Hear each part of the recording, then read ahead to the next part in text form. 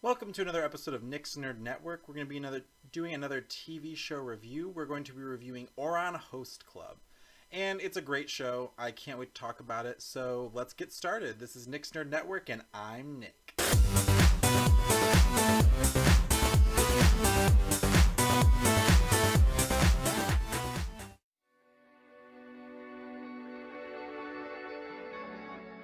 So why should you watch this show? This show is amazing. I love it a lot. It's full of romance, drama, exploitation of men, comedy, male stereotypes, drag, and scandal. So it's a lot of fun. It's not like your traditional anime where it's a lot of action or very, very dark. It's just pure humor and shenanigans. And it's great. I love it a lot. It always cheers me up when I check it out.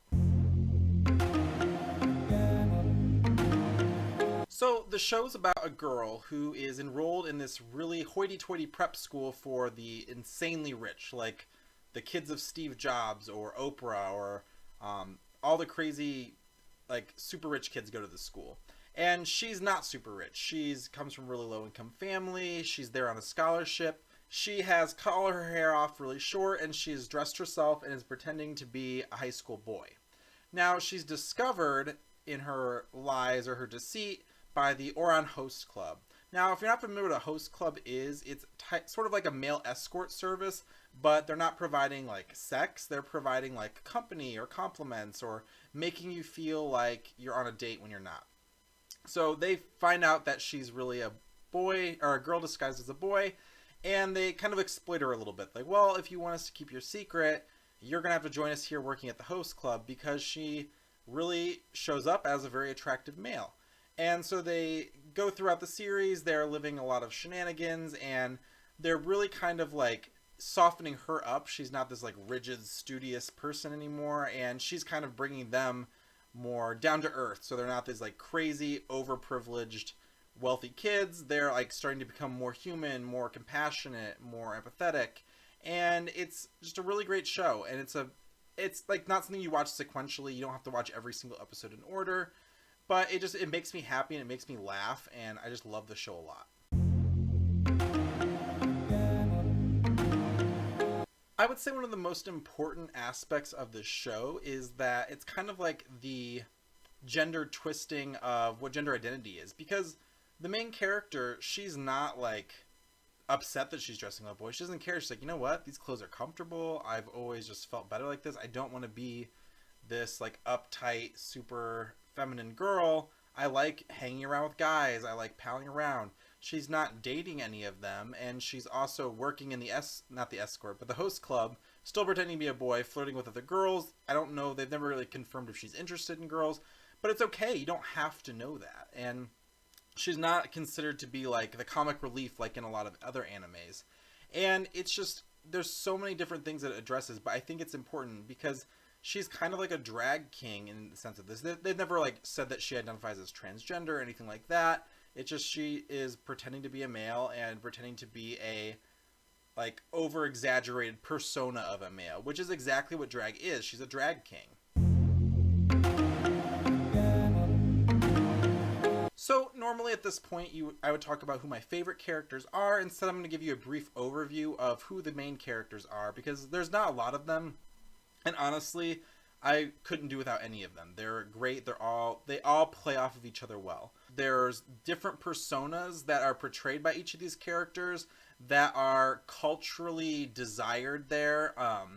So I don't know if it's like a Japanese culture thing or just people who are into anime, but they're really into these certain personas. I actually consider them to be like boy band personas. If you hear one of these that's not a boy band persona, please let me know. But I feel like I can think of a boy band member that is a representation of one of these personas. So the first one is the cold type. So this is the type of person who doesn't really treat people like super, super well. He's just kind of there and indifferent. He is Kiyoya. He's the class vice president, and he is the one who manages their finances. He doesn't do a lot of work with the host club or like with different girls in the club very often. He's just kind of like the person who keeps them on track and helps manage things. There's also the protector type. His name is Mori. I might be pronouncing these wrong. But he looks after Honey Senpai, and he's a man of little words. He's big and strong and tough. Now, Honey Senpai, he is like the twink kind of character. I wouldn't even say twink, because twinks are people who just look young, but he like acts young. Even though he's the oldest out of this group of high schoolers, he looks and acts the youngest, and the girls just swoon over him because they treat him like this like little baby brother type of character. I don't know that they really sexualize him at all, but they just very much want like to take care of him, and he likes sweets, and he carries around a teddy bear, and I believe he's like a junior or a senior, which is super, I don't know, it's weird. I thought she was the youngest for the longest time, but he ended up being the oldest. There's also the twincest, or like brotherly love type character, which apparently is a really big thing in like manga or for male characters targeted towards women, because it's kind of that like taboo of like, ooh, like they're really close. So they're twin brothers. I think they are actually a little bit too close. It's sometimes uncomfortable, but they really play it up for the girls, where it's like, oh my gosh, you're hurt, let me kiss it, or like, please let me take care of you. And it's a really campy and ridiculous, and the girls swoon over it for some reason, and it's kind of like really uncomfortable. At one point they referred to them as the homosexual supporting cast, and it's just, I don't know, it's funny. Like, they're two really talented voice actors playing these characters, and it's good fun.